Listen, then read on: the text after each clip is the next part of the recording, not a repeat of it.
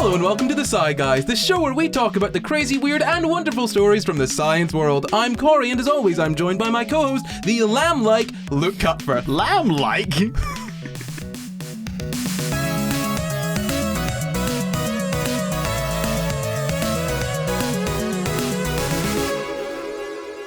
This week we're talking about literally one of the worst things ever.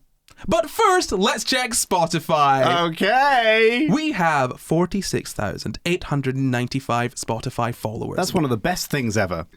I guess by comparison, it is much better. Than what? Than what we're talking about today. But we can make it even better by everyone follow us and tell your friends to follow us. And also, you can answer questions on Spotify now. Apparently, there's a Q&A every single time we post an episode asking what people think of the episode. They like it. Thanks, Spotify followers. So let's get into the question of the day. And hey, if you're on Spotify, you can answer this question too. But if you're not on Spotify, if you're anywhere else, if you're on Apple or listening somewhere else, get to YouTube or get to Spotify and answer this question. Best get to both, though. The question is, have you seen Chris Nolan's Oppenheimer yet? And what did you think? I've not seen it yet. Why not? Because it's not out yet and we record these in the past, Corey. Do you want to break the illusion? Fine! So Chris Nolan's Oppenheimer has just come out, and so what better time to look at the true story behind the film? The Manhattan Project is something we've all kind of got a cursory knowledge of, I'd assume, but I personally learned a ton in researching this episode. Julius Robert Oppenheimer was born the 22nd of April, 1904 in New York City, I assume, or state. Somewhere. Anyway, he was the director of the laboratory in Los Alamos, New Mexico, where the atomic bomb was designed. So he was the son of a German immigrant who imported textiles to New York City and made money doing that. So he was a little rich baby, a Nepo baby, you could say. He was a little rich boy. He did undergrad at Harvard. He was very good at Latin, Greek, physics. Very good at Latin. Sorry.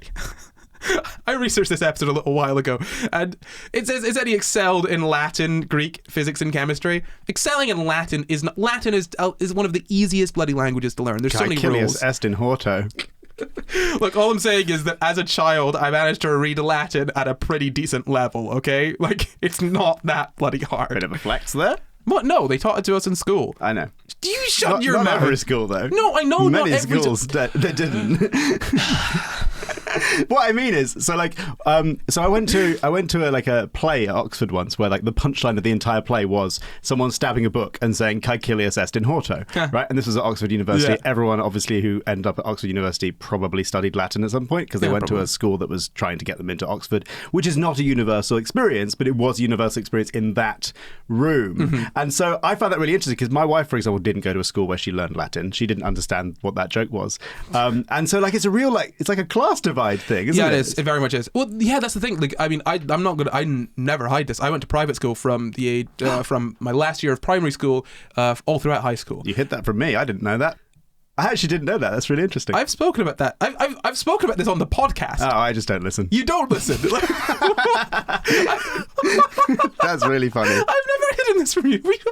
Okay, we can have our domestic later. But no, I went to a private school for the latter part of my life. Before that, in primary school, I was in just the primary school that was near me. It wasn't a bad primary school. It wasn't a particularly great primary school. It was just a primary school. But yeah, no, at that school, they taught us Latin. And it's... At primary school? No, at the high school. Okay, the high school, they taught us Latin. Yeah. And not every person gets the opportunity to learn it, but it's not that hard if you... no. It's not that hard a language. It's an easy language, yes, absolutely. It's paint by bloody numbers, man. Honestly, it's beautiful. It's my second favorite, I think, behind German. German is a language that just makes sense. Latin makes sense, but it's annoying because there's too many rules. Anyway, he studied Latin and ancient Greek, which is also a fun one. Once you get past the alphabet for ancient Greek, it's a good deal of fun. So he studied Latin, ancient Greek, physics, and chemistry, and he was really good at it. He published poetry and studied Eastern philosophy as well, which will come up later, I suppose. He graduated in 1925, sailed for England to do research at the Cavendish Laboratory at the University of Cambridge, apparently. Basically, he then collaborated with the British scientific community, whilst he was at the Cavendish, and he sort of was advancing atomic. Sorry, it says in its efforts to advance the cause of atomic research. So, Max Born, you heard of Max Born? From the Bourne Supremacy? He was that's Jason Bourne, sorry. He was a German physicist and mathematician. And he's on the run. He developed quantum mechanics. Right. So he was one of the people that was like, that was sort of that developed quantum mechanics. So, all of this lot, they were all kind of working together at the time. I mean, there's lots of famous sort of physicists that you'll know the names of from being connected to the Manhattan Project. Or connected to that sort of group of people, but they all kind of knew each other. It was kind of like a community at that point. There's Niels Bohr. You've heard of Niels Bohr? So he Einstein was in on it. Yeah.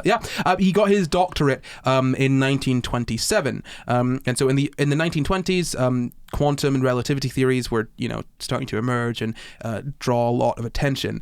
The idea that mass and energy were kind of not the same thing, but they're equivalent to each other. E equals mc squared. Yeah, that's what that means, by the way. If you don't know what E equals mc squared means, because it's just an equation that we spew. E is energy, mass, M is mass, and C is the speed of light in a vacuum. I've been on this podcast for years, Corey. I know when you get me. Very good one. Yeah. So E equals mc squared is energy is equal to mass times the speed of light in a vacuum squared. What's the speed of light in a vacuum? 300,000 meters per 300 million meters per second. 300 million meters per second. 300. I know what the number looks like. I just don't know what the name of the number is. God, this is embarrassing. It's annoying because if we're going to be specific, 299,792,458 meters per second, but not. Yeah, that's rounding up to the nearest whatever. But it's really annoying because I know what the number looks like. It's trying to remember the name of the number. Mm-hmm. You know what I mean? It's whether it's millions and thousands of millions, and whether it's in kilometers or if it's in meters. And exactly. Yeah. Well, no, I know what it looks like in meters per second. I just never know the name. 300 million. Yeah. But that sounds weird. Anyway, we're moving on. So these theories were kind of emerging at that point. Quantum and relativity theories. And Oppenheimer was sort of looking at the energy processes of subatomic particles, so electrons, positrons, cosmic rays, and whatnot. He also did groundbreaking work, it says here, on neutron stars and black holes. And again, quantum theory was pretty bloody new, and so he basically he had this post at the university, and he devoted his entire career to the exploration and development of its full significance, it says. So basically, because this thing had just kind of emerged, it was like, go for it. You can learn as much as you want about this, because we want to know about this new frontier of science. Because if you think about it, sort of the development of like of relativity and quantum mechanics and all of that sort of stuff, that's an insane new frontier. That's like, oh wow, this is a whole branch of science that we have not known about at all before, and we can now, we've got so much to learn. It's like finding out about a whole new branch of biology that we just had no idea. Like, it's like, okay, so we know we've got prokaryotes and eukaryotes. It's like finding out about another type of cell that's like entirely different that we've never discovered before. It's like almost that level of, oh wow, there's a whole new field sort of to learn from. And so he trained a whole bunch of US physicists. He was really instrumental, right? He was one of the guys, And if we talk about politics, that's the title of my next section. It says the rise of someone in Germany got Oppenheimer interested in politics. In 1936, apparently, he sided with the Republic during the Civil War in Spain, where he became acquainted with communist students. And then his dad died in 1937, and that meant that he was rich, rolling in it. Yeah. Boy was rich. And so he was subsidizing anti-fascist organizations using his daddy's money. Work king. Well, for now. Hang on, sorry. God. My bad. I keep forgetting who we're talking about. Yeah, man. Work king at that point for a short period of time. You are putting your foot until in it you so tell me many something times. else, which I'm going to regret. Okay, rich guy does thing, which cool. So then Joseph Stalin was really, he was doing a lot of bad things, but specifically what he was doing to Russian scientists meant that Oppenheimer sort of withdrew his associations from the Communist Party. He never joined the party, it says, but he kind of moved away from communism as an ideology. He was more a sort of liberal Democrat after that, based on Stalin's actions.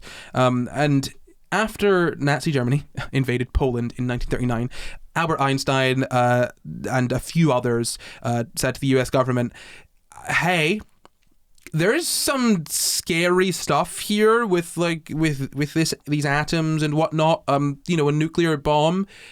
Nazis can't have that first. Like that is bad end time sort of thing. They were like, that's what they were saying to the US government. Like, someone's gonna make this, and if they make it first, we're all screwed. And they were trying as well, weren't they? Well, yeah. I mean, Nazis were trying everything. I mean, I'm pretty sure. Yeah, Nazis were also like, I'm just going to double check this, but I'm pretty sure occultism and Nazism. So there was they were looking at sort of mysticism as well as science. They were doing genuine, it seems like sort of evil villain take over the world type stuff. They were taking any avenue they could to gain whatever power they could. But there was the sort of the understanding that this was a possibility, and the main thing is just saying, like, look, if someone's going to make it, and the only way to defend against it is us making it first. And nothing has changed since then. Yeah. I mean, but you got to think about it. It's like, it's a really scary time. Like, now we know the damage that a nuclear bomb can cause. Yeah. I mean, back then, you got to remember, they knew that it would be a big one, right? And they knew it'd be dangerous, but the full sort of scale of the harm that these things cause couldn't have been fully understood. Mm-hmm. I mean, even now I don't think it's fully understood just like how horrid this specific thing that we've created is. But that period in time, we didn't have there was nothing to base it on. There was if you think about the biggest bomb that could have existed up until that point, nothing in comparison to this, just in destructive power alone. So going to the US government and being like, hey, this is a big deal, it would have been like, really put yourself in those shoes. Like, that is a scary time to be living in, because it's like living on a knife's edge, right? Like, it could tip either way. So essentially, Oppenheimer started to try and find a process to separate uranium-235 from natural uranium, and we'll talk about what that means in a bit. And then find out how much, basically how much uranium you needed to make a nuclear bomb, right? What the critical mass of uranium was to make a bomb. And in August of 1942, the U.S. Army was it says here, was given the responsibility of organizing the efforts of British and U.S. physicists to seek a way to harness nuclear energy for military purposes. Basically, the U.S. Army in 1942, they were just given the go ahead. Figure this out. Figure out how to make a nuclear weapon. You got here are the resources, you're running it, do it. And that's the Manhattan Project. So Oppenheimer was told, okay, start up a laboratory and carry this out, figure it out. This is your job, figure out how to do this. And he chose Los Alamos near Santa Fe in New Mexico as the place for this laboratory. And you can imagine what you want to find. I mean, America's full of a lot of empty space, right? But you need to find a place that is just that. They know this bomb is going to be big, right? They know the energy that's coming from it is going to be unfathomable. So you want to find a big empty space that you can, be bloody not necessarily put a bunch of people in danger if something goes wrong. Yeah. So there were a bunch of different scientists that were working on it, and then the first nuclear explosion. Do you know when that was, by any chance? 43. No, much later than that. July 16th, 1945, at the Trinity site in New Mexico, after the surrender of Germany. Oh, of course, because Germany surrendered, but Japan just kept going. Yeah. Yes, I can. Yeah. So that's really interesting that Germany had already given up by that point. Yeah. And yet it's still the war wasn't actually over. No. I mean, we can talk about there's conversations about whether it was necessary or not. People will say, oh yes, using the nuclear strike was necessary to make Japan stop. But I've not looked into this terribly deeply. I'm not a huge history buff. You know what I mean? But I've heard people say. And again, take this with a grain of salt. I've heard people say that actually that Japan didn't have the resources to be able to make this last, an indeterminate amount of time. They would have ended up surrendering without the bombs being dropped. That's not what the discussion is about today. I don't want to get into that because neither of us know enough about that topic to make any sort of serious claim on it. No, it's just super interesting historically to know that not a single nuclear bomb was detonated in the war until after the people who started the war had gone, right, we've lost. Yeah, and that's really interesting to know. And the interesting thing as well is that, this is the US versus, it's US versus Japan, basically, right? Like, and the US only really joined because of what Japan did at Pearl Harbor. And it's weird. It's like this extra war coming out of the initial sort of European war. I mean, it's very weird, and it's not necessarily how we would often tend to think about it, I guess, because a lot of this comes from American media, and so it gets kind of all jumbled into one. We're also taught a very basic description of World War II, which is not really how it happens. Like, are you telling me that Winston Churchill didn't single-handedly end World War II? Stupid boy. Stupid, silly boy. Well, I just mean that it's very easy to look back at history and go like, oh, this caused this, but at the time it's a series of like escalations that are like going off and people acting on their own fears and incentives, and it's just messy. It's nowhere near as clear as the picture we form later on. And if we're being really honest here as well, it's not as though this entire war was anti-eugenics, or even necessarily wholly like anti-Semitism, because it's not as though any of the countries that were involved were themselves wholly free from any anti-Semitism, and some of them were very racist in their own ways to different groups, right? So it wasn't specifically anti like the base ideology. There were many other things that were sort of going on there as well, like a lot of power struggles and whatnot, and you can see that based on the fact that like America had been like doing things, like had been dabbling in eugenics before the Nazis even got to it, and that's not to say Nazis good, America bad. By no means. Nazis very, very bad. America bad, but less bad. Way less bad, but still bad, right? Like, no, everyone sucks here. This group is obviously way, way worse, right? I'm just trying to get across the point that it's not as simple as good guys versus bad guys. And it wasn't a war over eugenics. No, either. It wasn't. Yeah, exactly. Absolutely. Which is something that I think is really important to point out there. Yeah. The war wasn't necessarily about what we want to believe the war was about. Yeah. If we're being entirely honest. So that's what happened there. The first nuclear bomb detonation was in 1945 in July, again after Germany surrendered. So Oppenheimer, after he saw the bomb like go boom, he was like, no, I'm out. He resigned in October of that. Between July and October was enough. He was like, I am done. I'm out of this. And then he became the head of the Institute for Advanced Study from 1947 to 1952.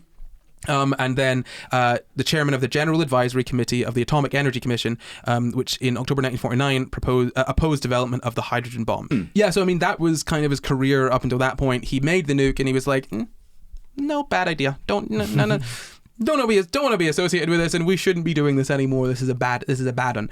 And that was before they even dropped it on a civilian population and saw all of the damage twice as well. Yeah, twice. Yeah. Not just once. I just can't believe that that's something that the US did, and we're all like, yeah, that's a thing. We're not going to talk about the fact that the US, like, they just dropped 2 bombs on two places at the same time, and they were like, yep, this is what we're doing. And there were civilians, just like not even just like soldiers or strategic targets, civilians, just towns. Yeah. Weird bit of cognitive dissonance there that we just ignore that happened not even 100 years ago, but whatever. Okay, moving on. So in December of 1953, he found out about a military security report that was not too happy with him, because he'd been chatting with communists in the past. And what was going on in 1953, Luke? It was getting a bit chilly between Russia and America. Oh, that's right. Yeah, that war was cold as all hell. Cold as hell. Do you know what a Cold War is? It's like a war where like nothing actually happens, but you're just sort of all on edge thinking something's going to happen. I think Cold War definitionally is like a war where you don't actually fire. There's no like fighting. Yeah. But yeah, no. So the Cold War was going on, basically a dick measuring contest between the two superpowers of the world, the Soviets and the Americans, and it got us to the moon. So that's something. It also killed multiple dogs on the way. Oh, okay, not worth it. Neil Armstrong, undo. Control Z. To be fair, it wasn't the Americans that were accidentally killing dogs, but they're all responsible. Anyway, basically the US was having a time where they were like, communism real bad. Anyone who associated with communists, real bad. We got to be careful because Russia could be sending communist spies to infiltrate the country and tear it down from the inside. All of that stuff. It was like, it wasn't a case of him committing treason, but he shouldn't have access to military secrets was what was decided. He was cancelled. He wasn't cancelled. It literally said he was cancelled. His contract as advisor to the Atomic Energy Commission was cancelled. So he was cancel culture strikes again. It's the first one of cancel culture was Robert Oppenheimer. Cancelled by the US government. He did make a nuke, so I feel like if there's any reason to be cancelled, on their orders, if he's going to get cancelled, we should cancel America too. Yes, we should cancel the American government too. Yes, we all agree that the American government deserves to be cancelled, Luke. But that doesn't mean that Robert Oppenheimer, he was problematic. I mean, seriously, he invented a nuke. That's like real bad. Like, I mean, if anyone should be cancelled, it's that lot. But no, he basically he was kicked out off of the Atomic Energy Commission, or at least kicked out of his advisory role, and then the Federation of American Scientists jumped in and were like, no, we're backing Oppenheimer. You can't just kick him off. What's that all about? And it then says Oppenheimer was made the worldwide symbol of a scientist who, while trying to resolve moral problems that arise from scientific discovery, becomes the victim of a witch hunt. So he's trying to work out ideas between science and society during his sort of final years. And then in 2014, years after the sort of courts trials, the trials that ended his career as a scientist, essentially, the Department of Energy released the full declassified transcript of the hearing. Whilst many of the details were already known, the newly released material bolstered Oppenheimer's assertions of loyalty and reinforced the perception that a brilliant scientist had been brought low by a bureaucratic cocktail of professional jealousy and McCarthyism. Essentially, what that's saying is that they were like, you're a communist, and he's like, I ain't no communist, son. And they're like, you're a communist, and he's like, I'm just a scientist. And they're like, you're a bloody communist and you hate America. He's like, I just like science. And it turns out he was loyal and he just liked science. And they were so anti-communist that they were like, screw you hate America. Mean, yeah, I guess it's where they draw the line of communism pretty far towards like the center. And so anything that's not like pro free market capitalism is like, you're a communist, especially if you've got state secrets. Look, I met an American that told me Elon Musk was a communist. How is Elon Musk a communist? I'll tell you in an After Dark. I can't tell you in a succinct way that does not end in me talking for an hour straight. So fascinating. Save it for an After Dark. Before John F. Kennedy was assassinated, he said that Oppenheimer would get the Enrico Fermi Award for his achievements in physics. In 1953, Lyndon B. Johnson presented Oppenheimer with the award, and then he retired from the Institute of Advanced Study in 1966 and died of throat cancer the following year. That's his life.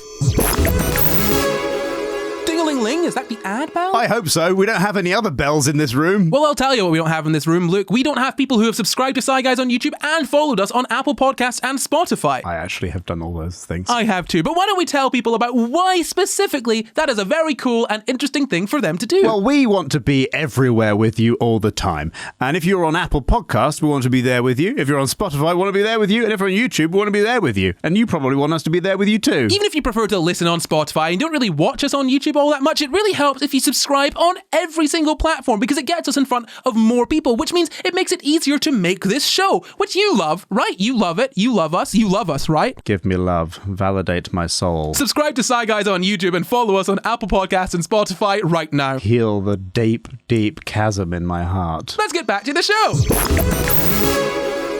So that's Oppenheimer's life. Let's talk a bit about the Manhattan Project. So it started, in 1939, some American scientists, a lot of them who had run away from fascism in Europe, were saying basically, hey, look, nuclear fission could be used by the military, and then, as we said, sort of 1941, the Office of Scientific Research and Development took control of the project, and then when the US entered World War II, the US Army was given the go-ahead. Okay, this is your one now. Figure this one out.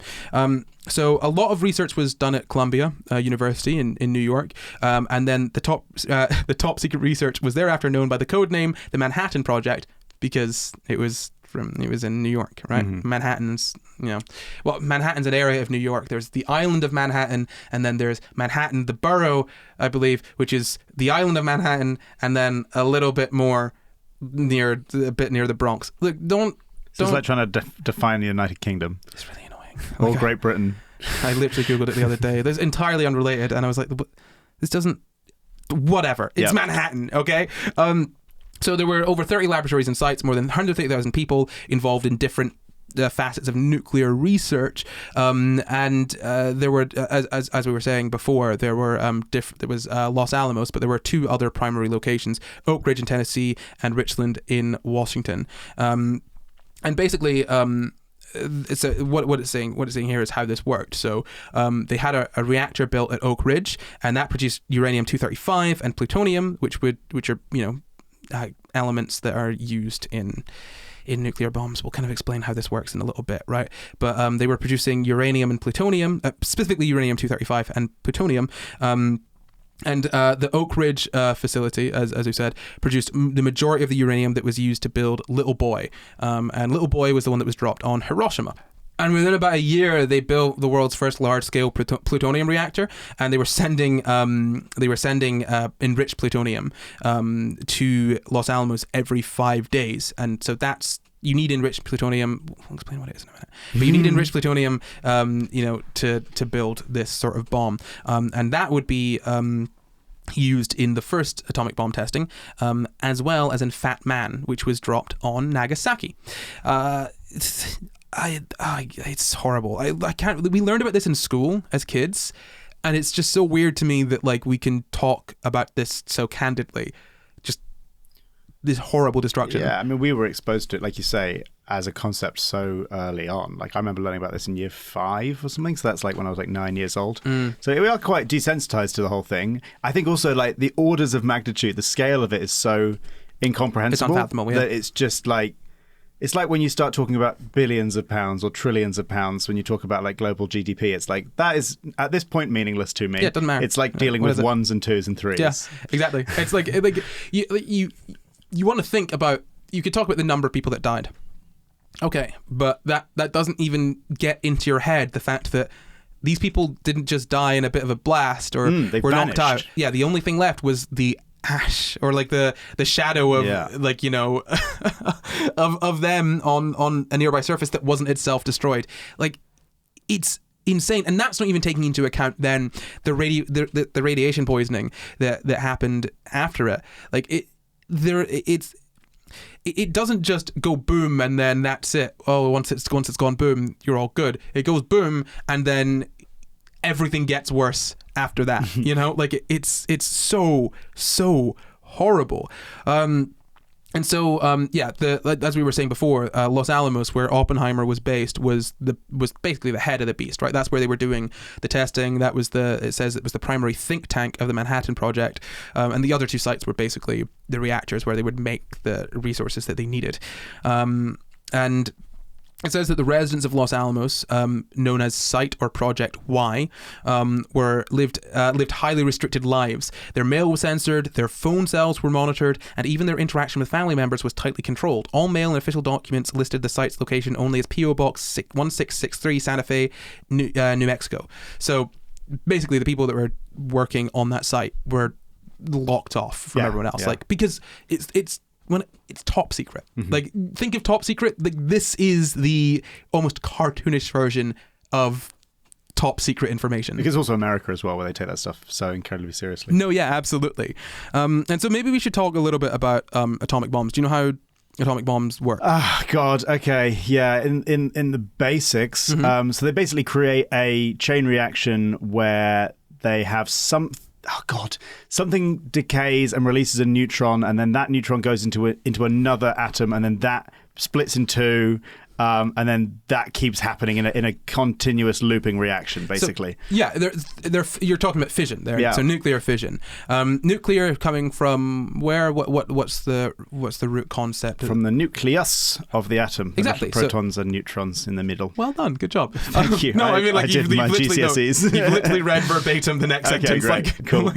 What, the little protons and neutrons in the middle? Yeah, is that the sentence? It says the nuclei of atoms consist of protons and neutrons, so the number of protons tell you what element it is, and protons are the positively charged ones. So if you've got, is it 8 protons? It's oxygen.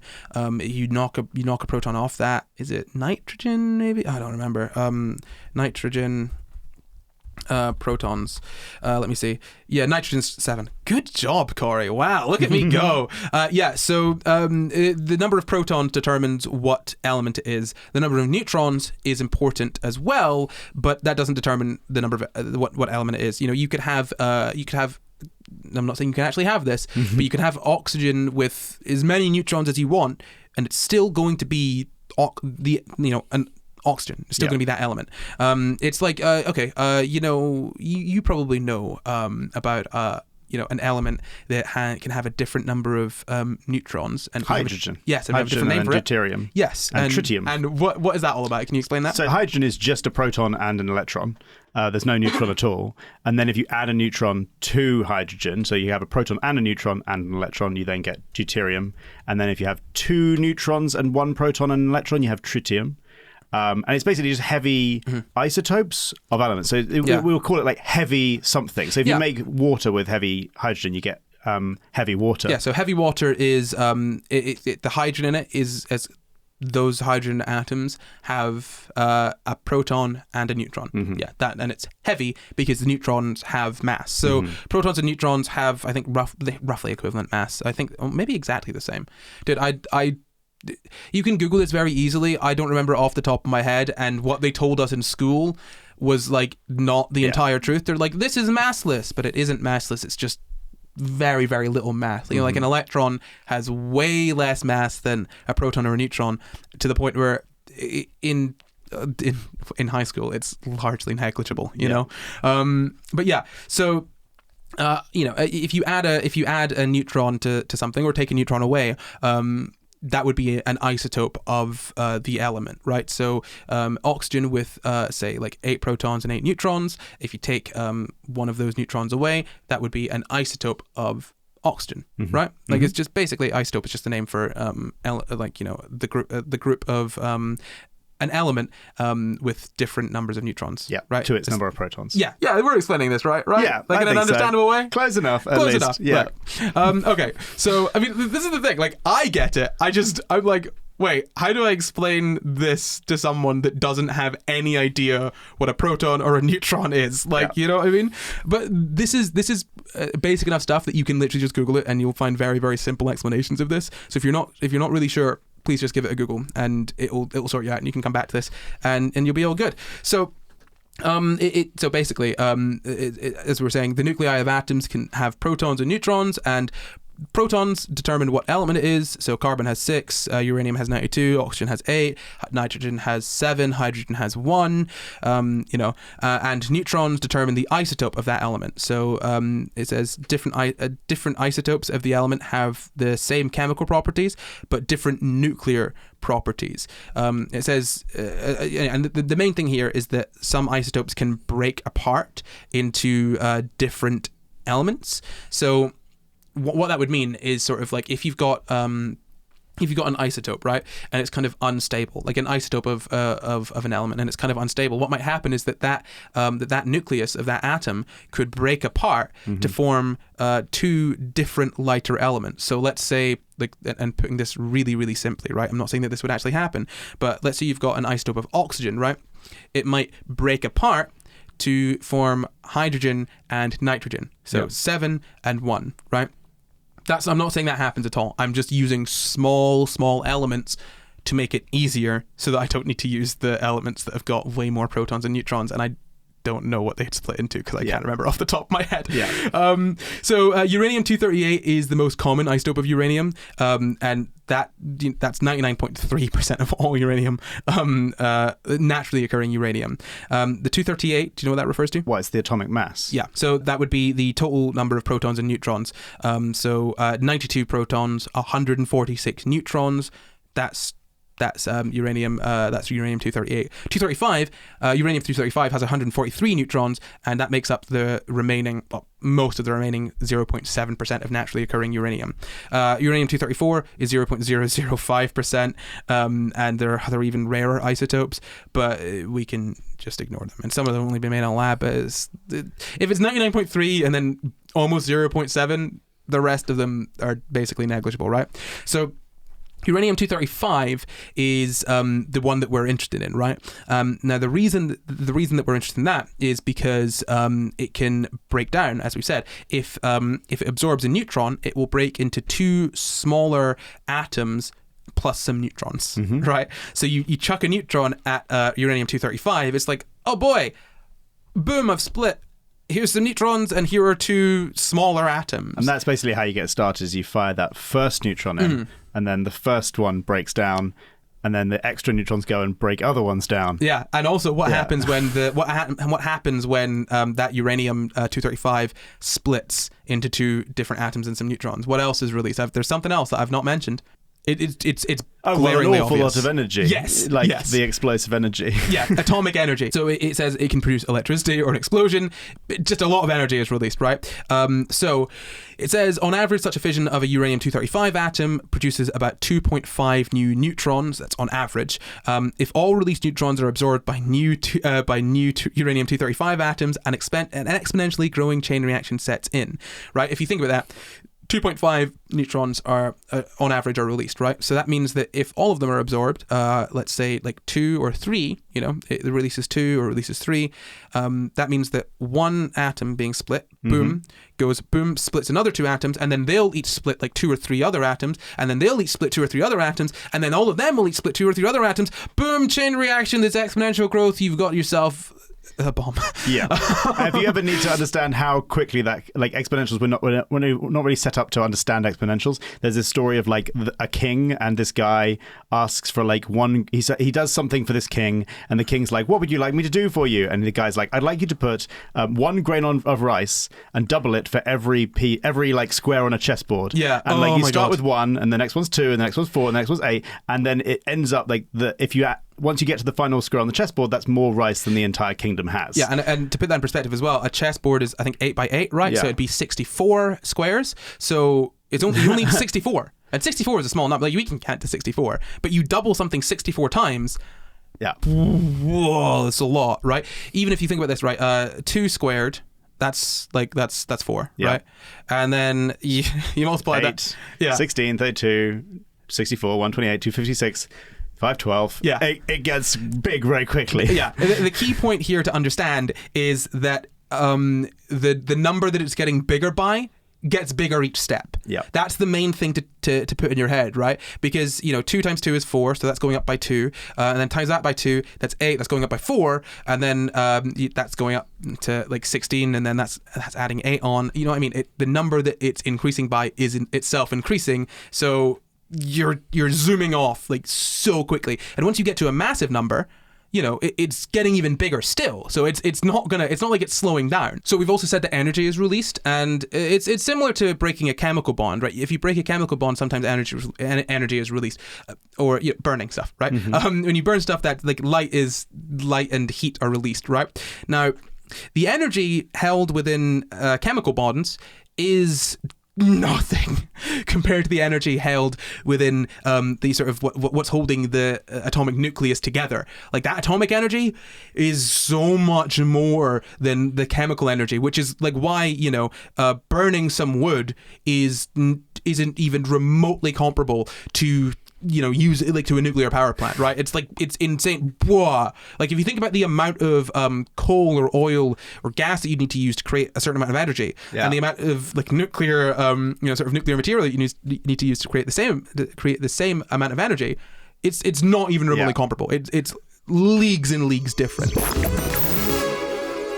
A ding-a-ling-a-ling. Is that the ad bell? The ad bell sounds different today. I'm not sure what's up. Because it's telling us about a different show. It's not telling us about Sci Guys, it's telling us about After Dark. After Dark is the show that happens after Sci Guys has ended. Do you know anything about it, Luke? After Dark is a separate show to Sci Guys. But you know in Sci Guys where we have a conversation, we kind of veer off topic and we kind of need to bring it back on topic because we're doing a topic. But those conversations are also really good in and of themselves. It's a whole show of just that. You mean it's a whole show of just the good fun bits of Sci Guys without any of the dirty, boring science? That's exactly what I'm saying. I hate science. If you're like Luke and you hate science but love listening to Luke talk, you can go ahead to our Patreon and sign up to After Dark.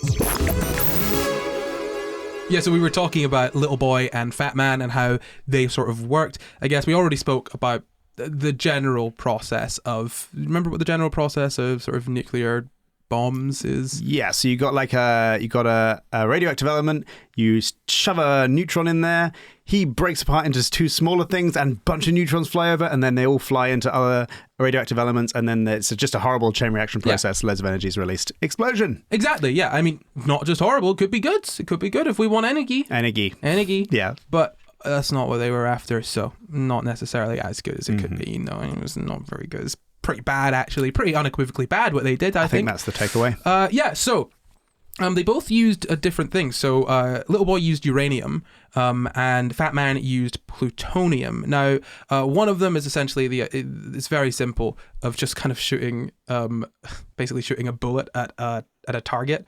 And that's what causes the sort of the beginning of the reaction by basically taking this thing, making it reach critical sort of mass, or critical density, sort of critical neutron density for the chain reaction to begin. So you keep these two parts separate, and then you fire one at the other. Boom, chain reaction goes on. So Little Boy was powered by uranium 235. Now we've spoken about that uranium enriching, where you take your uranium and you increase the sort of ratio of 235 to the other isotopes of uranium.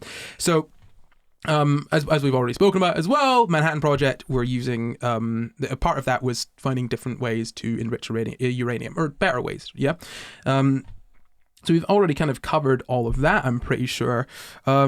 They made Little Boy, as I said, that was the sort of gun type design. Essentially, you fire uranium-235 at a target of uranium-235. You fire uranium-235 at uranium-235? Yeah, inside the bomb. Okay. So there's a sort of conventional explosion that goes off, and that fires the uranium-235 bullet. Yes, I see the analogy now. Yeah, I'm saying that in quotes there.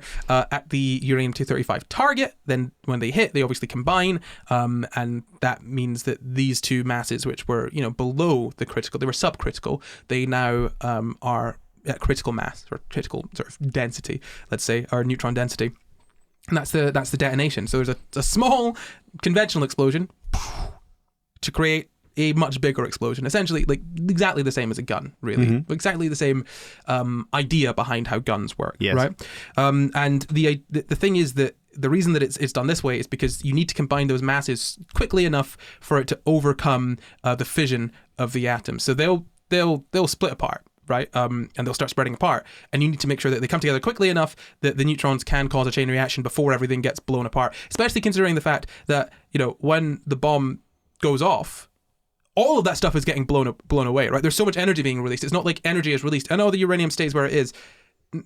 Everything gets blown everywhere, right? Like everything goes absolutely everywhere. Now, Fat Man is slightly different because it uses plutonium. You can't use the gun design with plutonium. I'm not actually sure exactly why, but they've got a different way of working it. Oh, that was it. Sorry. It says here that plutonium has a higher fission rate, and so they would basically split apart too fast for the gun design to work properly. So you'd bring them together, and then they just fall apart again. It would be splitting. It'd be shooting off neutrons all over the shop or whatever. It'd be splitting apart, and you wouldn't be able to make it actually explode with that design. So there's a slightly different way of doing it. It's more about implosion. So essentially you've got sort of plutonium and covered around the plutonium, is a bunch of explosives. And so you set the explosives off, and when they go off, the plutonium's like surrounded on all sides by explosives. What happens? It gets compressed inwards due to the external pressure from the explosions, and that causes it to essentially implode, right? It comes in together, it reaches that critical mass, then it's like, you know what critical mass means, buddy? Kaboom! So they're two different designs, but they fundamentally do the same thing, which is take a sort of mass, take a mass of radioactive material that is subcritical sort of density, right?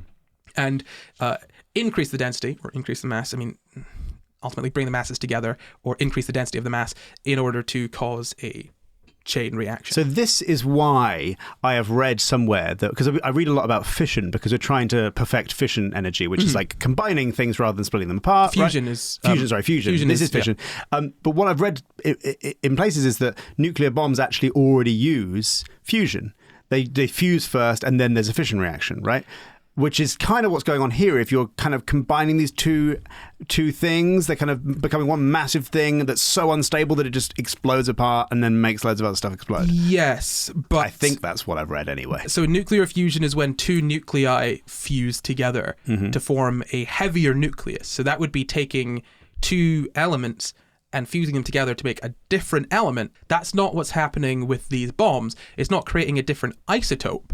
It's just bringing the two masses together so that the neutrons that are being cast off cause a chain reaction. See. So this isn't nuclear fusion. Nuclear fusion is combining the nuclei. Well, I'm more confused about, so like, if you're firing these elements towards each other, is the purpose of firing, say, for example, the first uranium at the target uranium, is that's not to fuse them together, it's just to get them close together so that the neutrons can basically fission them all? So I think we should try and be clearer in our language, I guess. That might help. So when we say fusion and fission, we're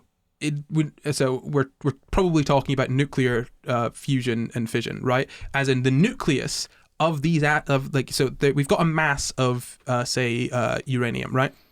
Now we've got another mass of uranium. Both of these are subcritical, density or subcritical mass, right? What that means is that the sort of the neutrons that are being cast off by the uranium are not. It's not dense enough for those neutrons to likely hit another uranium and cause a chain reaction, right?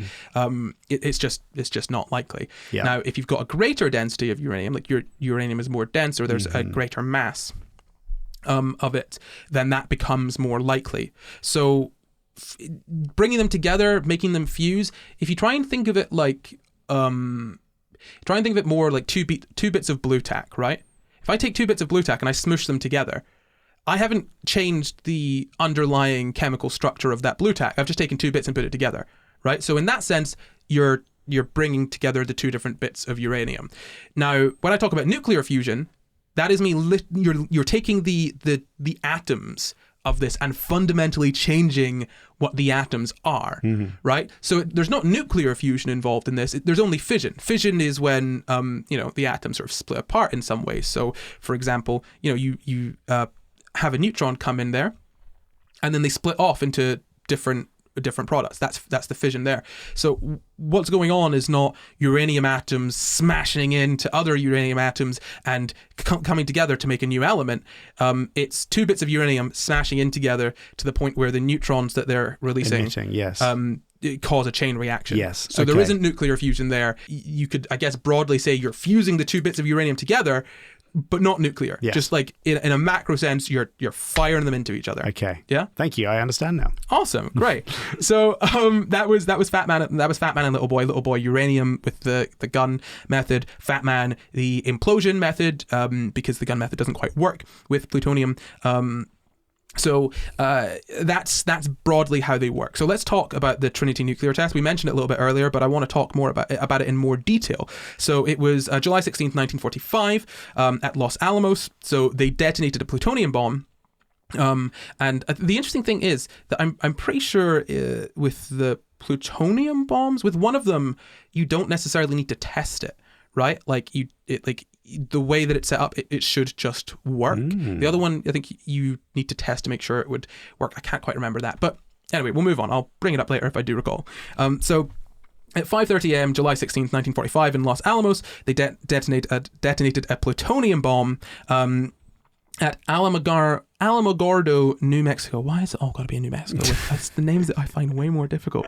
But it says it's 120 miles south of Albuquerque, which I can pronounce, unless I pronounce it wrong, and someone's going to tell me in the comments. Anyway, Oppenheimer was the one that called it Trinity. He was inspired by the poetry of John Donne. I don't know names. I'm not a literary man. I'm sorry. Anyway, so it was raining when they'd initially scheduled the test, so they had to push it back by an hour and a half, and they were all stressed out, obviously. Fermi was there, Enrico Fermi. He was the one that directed the first nuclear chain reaction in December 1942, apparently. General Leslie Groves, we've mentioned him before, I believe, was there. Oppenheimer, a few others were there. So the bomb was on top of a steel tower, and they detonated it. And then I'm just going to read this verbatim. When the bomb was finally detonated atop a steel tower, an intense flash and sudden wave of heat was followed by a great burst of sound echoing in the valley. A ball of fire tore up into the sky, then was surrounded by a giant mushroom cloud stretching some 40,000 feet across, with a power equivalent to around 21,000 tons of TNT. The bomb completely obliterated the steel tower on which it rested. No way. The steel tower on which... But we've always lived in a world where we understand the incredible strength and danger and power of nuclear energy and nuclear weapons in particular. These people didn't understand the destructive capabilities. They couldn't. They could hypothesize. They could... Okay, so they're writing that it completely obliterated the tower before... They completely obliterated cities. Yes. Right. Yeah. That's why that was a shock. Yeah. This was the first test. Yes. This was the first test before the horrors. Yes. Yeah. Now I want to highlight here as well. 21,000 tons of TNT. Yeah. That's a big number. It's a difficult number for your brain to understand. Right. Yeah. The bombs do not weigh nearly that much. The bombs are. Think about it. The bomb. What do you need to have in the bomb? Right. We need to have a metal casing because it's a bomb. Some explosion stuff. You need to have a little bit. You need to have enough to fire a small. it's not even a big mass. You could probably fit it in your hand or whatever. A small. You wouldn't want to hold it in your hand, but a small mass of plutonium, enough to fire that across, right? Yeah. Do you see a lot of explosive material? Okay, how much gunpowder do you put in a gun? Not all that much, right? Not a ton of gunpowder. Not even half a ton of gunpowder, right? So not even an amount that you would ever measure in tons. So you've got that in there. You've got your plutonium, and some other bits and pieces. But broadly, that's like a suitcase. It's like a big suitcase. Broadly, that's it, right? And you've seen the size. You can Google the size of these bombs. They're not huge. They're decently sized, but they're not ginormous. You couldn't get your arms quite around it, but it's not obscenely huge. So let's say it weighs about 3 tons, right? Let's say it's the weight of a car. 7,000 times more potent of explosive. Yes. Yeah. Yes. Yeah. That's insane. 7,000 times. Think about this. You have you say you've got 7,000 7 kilograms of TNT. 7 kilograms of TNT, that's gonna blow. You can blow something up with 7 kilograms of TNT, right? You have 1 gram of plutonium. 1 single gram of plutonium. Again, don't say that this would actually work, because obviously the mass is, you might need to have a higher mass for it to actually cause that kind of destruction. Who knows? I don't know. But that's the equivalent of 1 gram of plutonium. What is the weight of plutonium to the weight of TNT? Not including the casing of the bomb and all that kind of stuff. Oh, yeah. But what's the amount of actual, literal, the explosive? Oh yeah, no, you're so right. Yeah, we don't know how much. Because we're talking about the size of the bomb, the whole bomb, all the technology, all the material, all that kind of stuff. All that, yeah. But really, it's just the explosive material. Yeah, because it's like when you do nuclear fusion, it's we're got a single sweet corn amount of this material, and we got this much insane amount of energy out of a sweet corn of material. There was 64 kilograms of enriched uranium inside of Little Boy. 64 kilograms. That's less than I weigh. So Fat Man was about 10,300 pounds. About 1 kilogram of Fat Man actually underwent fission. And there were 6.19 kilograms of plutonium inside Fat Man entirely. And this is something I didn't point out as well. Obviously, not all of the material that you put in there is actually going to cause the... I mean, I kind of tangentially mentioned this, in that when the bomb explodes, all the material suddenly gets cast out. Yes. So it's not like the plutonium or the uranium just waits for the rest of the plutonium and uranium to undergo the chain reaction. As soon as that's exploded, boom, it's actually like just cast out bloody everywhere. So you don't get 100% yield with these nuclear weapons. I mean, you don't get 100% yield with, I think, most explosives, right? But you don't get 100% yield. Not even, I mean, here it's not even, what is that? About 16% yield. Yep. 16%. So 16% of like 6 kilograms of plutonium was like thousands and thousands of tons of TNT equivalent. But a kilogram of plutonium was enough to, and a kilogram is about the weight of kilogram of flour. Kilogram of flour, yeah, like a bag of flour. A bag of flour. You hold a bag of flour in your hand. If that was plutonium, that is enough to destroy an entire city. Not just at once. I mean, it will destroy the entire city at once, sure, but also have such long-lasting effects that generations will be affected. That is horrifying. Right? Like, that's actually scary that such a small amount of material could do what thousands of tons of TNT, and not even then, because TNT can't cause the lasting effects. Yes. It's insane. So that's what happened there, you know. The bomb just completely destroyed the tower that it was sort of, you know, stood on. And I mean, good God, I've got from Ralph Carlisle Smith, a quote from him. "I was staring straight ahead with my open left eye covered by a welder's glass and my right eye remaining open and uncovered. Suddenly my right eye was blinded by a light which appeared instantaneously all about without any build-up of intensity. My left eye could see the ball of fire start up like a tremendous bubble or knob-like mushroom. I dropped the glass from my left eye almost immediately and watched the light climb upwards. The light intensity fell rapidly, hence did not blind my left eye, but it was still amazingly bright. It turned yellow, then red, then a beautiful purple. And at first it had a translucent character, but shortly turned to a tinted or coloured white smoke appearance. The ball of fire seemed to rise in something of a toadstool effect. Later the column proceeded as a cylinder of white smoke. It seemed to move ponderously. A hole was punched through the clouds, but 2 fog rings appeared, well above the white smoke column. There was a spontaneous cheer from the observers. Dr. von Neumann said that was at least 5,000 tons and probably a lot more." That's, like, actually mad. It's actually mad. I mean, I've got a quote from Oppenheimer here as well. "We knew Stop. We knew the world would not be the same. A few people laughed, a few people cried, most were silent." God damn it. Oof. And then he went on to say, and this was at the time that it happened, obviously the famous quote. He said during the test, "Now I am become death, the destroyer of worlds." Now, that is from... Do you know where that quote comes from? It sounds like something that you'd put a dog saying on TikTok. "I am become death." Right. So it's actually from the... I think it's... might butcher the pronunciation here. The Bhagavad Gita. It's a 700-verse Hindu scripture. It's written in Sanskrit. I think we might have mentioned earlier. Oppenheimer was a big old nerd. He was into all this stuff. He was studying it. He was into it, right? So he quotes that. Probably should have read it a bit closer before he killed so many people. Oh, that's the point. That's what he's saying. Sure. So he did. He did. He then quit. Yeah, he quit. Okay. He quit after this test. He was like, "No, I'm out. Okay. I'm out. No. I haven't seen the Chris Nolan film yet, obviously. Obviously not. No, but as I said, now I am become death, the destroyer of worlds, and it says from Wired, they say it's perhaps the most well-known line from the Bhagavad Gita, but it's also the most misunderstood. Now, it's God. I've got a lot here on this scripture. Like, I was literally trying to figure out what was going on with this, and I'm not used to doing that sort of reading. Now, I'll tell you the broad story here, right? So, and I'm just going to read this out verbatim. So, facing an opposing army containing his friends and relatives, Arjuna is torn. Right, but Krishna teaches him about a higher philosophy that will enable him to carry out his duties as a warrior, irrespective of his personal concerns. This is known as the Dharma, or the holy duty. It's one of the 4 key lessons of the Bhagavad Gita: desire or lust, wealth, the desire for righteousness or dharma, and the final state of total liberation, or moksha.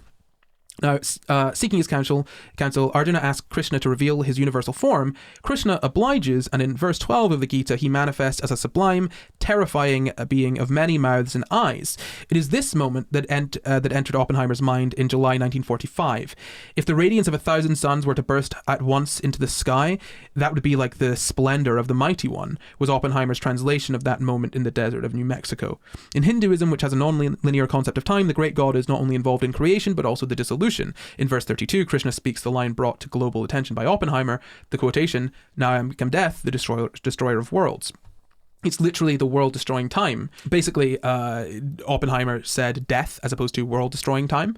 And apparently that's a lot of people have that interpretation of it. But essentially, I think that the meaning of it is supposed to be that it doesn't matter what Arjuna, the person that we were talking about earlier, the character in this, scripture, it doesn't matter what you do. Everything is in the hands of the divine. So it doesn't matter what you do. This is a being so far above you. This is these gods, like it's all them, right? And it's really interesting to me that people know the quote, "Now I'm become to death, the destroyer of worlds," through Oppenheimer. Which is mad to me. That's where I knew. I mean, I think I knew that it was I think it was Krishna, quote from Krishna or something, something like that.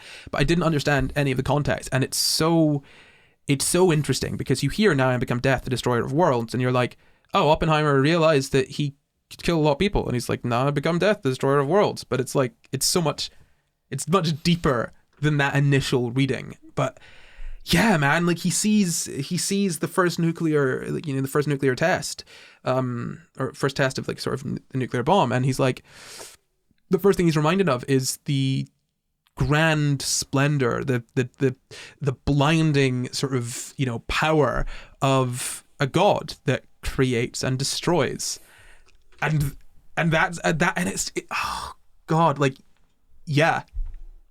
I mean, that to me, I think is probably the best way for me to understand personally the experience of seeing that first test. Like, yes, the long quote I read from Ralph Carlisle Smith was a very sort of visually, okay, I can see what happened there visually, but the feeling of experiencing that for the first, seeing a steel tower being obliterated with no knowledge of the true unimaginable power of nuclear weapons, no real experiential knowledge of it, and just seeing a flash of light, a burst of sound, a shockwave hit you, and suddenly that steel tower is gone. Glass in the desert from the heat, it's. Yeah. Wow, yeah. It is truly like a divine experience. And I don't mean that with a sense of positivity, and not even necessarily with a sense of negativity. I truly mean it in the most neutral way possible, where it's like, we have not known... You've encountered a power that you could not even comprehend a few seconds ago. Yeah. Like I'm kind of getting goosebumps a little bit. And it's really interesting as well, because it then later went on to be I forget the specific theory or area of discussion. It's sort of philosophical, it's sort of scientific, but it went on to become one of these ideas of where are all the aliens, right? And one of the theories being, well, all of the aliens discover nuclear power and they destroy themselves. Yeah. One of those tests that intelligent life gets to, that the majority of them fail, and that explains why there aren't any aliens around. Yeah. What is it? It's the bottleneck or the great the great filter. Yes, the great filter. I find it interesting that you bring up that theory, that the idea of where are all the aliens? You mean the Fermi paradox? Yes, you exactly. Mean the one named for Enrico Fermi? That's probably why it's on the mind. Literally there. So it's the Fermi paradox. Where are all the aliens? The great filter. It's the bomb. Yeah. I've got another quote from Oppenheimer. So this was 2 years after the Trinity test. In some sort of crude sense, which no vulgarity, no humor, no overstatements can quite extinguish, the physicists have known sin, and this is a knowledge which they cannot lose. I mean, I understand why Chris Nolan wanted to make a film about this guy, right? Because I'm when I read all of these quotes and everything about, he worked on the nuclear bomb, and he is responsible for the destruction that caused in some way. Like, did he choose for it to be dropped on civilians? Did he choose this? Did he choose that? No. Did he necessarily know the extent to which, the destructive capabilities of it? I mean, based on his response to it, probably not. Did he like seeing the experience, his experience of that and how it seemed to like fundamentally change him? It's like, yeah, the scientists, I don't think were necessarily the exact problem here. No, do you know of what course. I mean? And like he said at the very beginning, it was very much the situation was very much like, the Nazis cannot get this first. Yeah. We look at all the horrible stuff that happened, but we have no idea what the Nazis could have done with that in hand. They were already doing concentration camps. Yeah. We have no idea what they might have done. The power to obliterate a country. Yeah. Wipe a country everyone off would the give face up of the map. straight away, as happened in Japan. Like, everyone goes, oh God. We need to, there's not, good, right, fine. Yeah. I mean, look, whether Japan was going to surrender or not, I mean, I've heard either way. I don't know. Don't listen to me. No, I don't know. No, I don't know either. But, the fact that, it is, there is the idea that sort of Japan were very much, willing to go to the end, right? Mm-hmm. Until they had to bloody lose or had to give up, sort of thing, right? And that level of destruction, it's unfathomable. Yeah. Genuinely unfathomable. Of course you would immediately have to surrender. And it's one of those things where it's like, yes, the good guys, had to get it before the Nazis got it. And I'm not saying that in the sense that, the Nazis are good and the good guys aren't good. No, the Nazis are bad, as we've said. They are the worst. The other guys, the Allies, are not necessarily. They're not necessarily good. Yeah. They're not necessarily in comparison to Nazis. Sure, let's call them good for the sake of simplicity. But you say we need to get our hands on this power before the bad guys do. And the first thing you do with that power is drop it on not one. Yes, it's two. But That's two. the thing. You don't get to call yourself the good guys objectively when you do it twice. And it's a show of it was a show of power. I mean, yes, you can argue it was to overall morally justifiable ends. I'm not wading into that to say one way or the other, because I definitely need to know more. I mean, fundamentally, yes, I think it's absolutely wrong to drop to use nuclear weapons on any population. Right? That fundamentally just wrong. Mm-hmm. That's that on that. I don't think you'll have many people disagree with you there. Really? God. Yeah. But my point is that, this is now a world we're living in where, it's not like we grew up in the 80s, or 70s, 80s, where people were worried about the possibility, or even the 60s, all of that, where people were worried about the possibility of nuclear war. I mean, now, we've had that a little bit in the past. There was a bit there, a couple years, a year or so, where it was like, if it were to happen, you die immediately, which, fingers crossed, or you have to figure out how to survive in a barren, bloody nuclear wasteland until, if you want to know what to do, by the way, I think we've spoken about this on the podcast maybe before, if you know what's going to happen, which to be honest, you probably don't know what's going to happen, but if you've got any advance warning, get away from all the windows. That's how people died in those blasts. I mean, we could maybe do an episode on those themselves, but you get away from all the windows. Go to the most central point of the most central, well protected point of whatever residence you're in. Do not go outside, and as well, water can get contaminated and everything like that. So you need to make sure that if anything has gone outside, you need to make sure that you're clean. Get some iodine if you can. Yeah, iodine as well. But do you know why iodine works? Because it fills up all of the areas that the radioactive material would otherwise go into. Basically, yeah. I can't remember what it is specifically it goes into. I think it's your thyroid. Yes, so, yes. Iodine, if you have iodine, it's a specific form of iodine where radioactive iodine, I think, basically will pool in areas of your body. I think you're right, it's in your thyroids. But if you basically fill it up, then it can't get in. And it is literally, as far as I understand it, that simple. Yeah, but I mean that is mostly it. I just it's baffling to me that this is something that was remotely allowed to happen. Sorry, did I say earlier that it was Krishna that said, "Now I become death, destroyer of worlds"? I think you might have done. Yeah. Okay. So I've just checked. Apparently, Vishnu is one of the three principal deities, whereas Krishna is one of the incarnations of Vishnu. I don't know if they're interchangeable or not. I don't know if it's a God-Jesus situation. I don't know enough about Hinduism. Point is that it was Vishnu or Krishna. Or maybe it was both. Again, I don't know how it works. Please someone let me know. I'd be very interested to learn. But yeah, now I am become death, the destroyer of worlds. That is it. That is it for this episode, I think. Quickfire quiz? Dun dun dun dun. Nuclear bomb edition. Okay. So the rules for the quickfire quiz are the same as always. I'll ask one question. That's one question between you and the audience. If you answer the question before Luke, you win. What do they win, Luke? Some iodine tablets for the nuclear apocalypse. So the question for you is, what did Oppenheimer say when he first saw the atomic bomb test? I have become death. Now I am become death, destroyer of worlds. And for a bonus point, who was he quoting? Vishnu. Ding, ding, ding. That is correct. Did I beat you? Well I hope done. so. So that's all for this episode. Thank you very much for watching. Thank you very much for listening. But before we go, we'd like to thank all of our patrons. An extra special thank you to executive producers Danito and Glitchrabbit. And thank you for watching. You can find the full references for this episode down in the description. Subscribe to new episodes every Sunday. And why not leave us a nice week comment? You can support the pod at patreon.com/SciGuys. You can find content at SciGuys Pod on Twitter, Facebook, Instagram, YouTube, and at SciGuys on TikTok too. Or you can send us an email at sciguyspod@gmail.com. That's sciguyspod@gmail.com. Sciguyspod at gmail.com. You can follow me at NotCorey everywhere. You can follow me at Luke Cutforth everywhere. Bye. Bye.